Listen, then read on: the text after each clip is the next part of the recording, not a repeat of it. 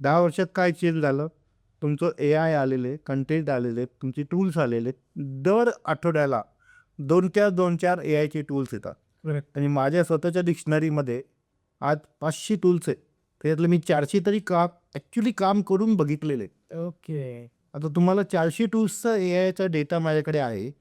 तर मी नक्कीच हे गाईड करू शकतो, की तुम्ही रिअल इस्टेटवाले आहेत. तुम्ही हे 3 टूल किंवा 4 टूल वापरा कंटेंटसाठी. ओके. मग त्याच्यातले पेड आणि फ्री व्हर्जन दोन्ही असते. पण हे जर का 4 टूल्सच्या बाहेर तुम्हाला काही लागणार नाही.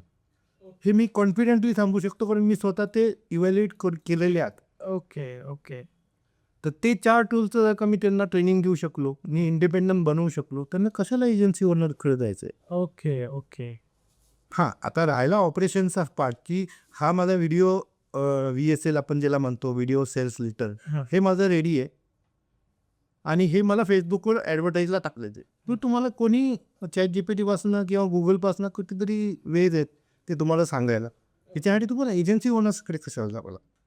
एजन्सी ओनर्स तुम्हाला फक्त लीड्स देणार. त्याची क्वालिटी तुम्हाला कधीच सांगणार नाही किंवा कधीच त्याची रिस्पॉन्सिबिलिटी घेणार नाही, की 100 पैकी एकही जर का कन्व्हर्ट नाही झाले तर पैसे तुम्हाला डबल मी परत देतो. ही कुठली एजन्सी ओनर सांगणार नाही. हां, हां. तर बेसिकली हा कॉन्सेप्ट आहे त्याच्यामागे.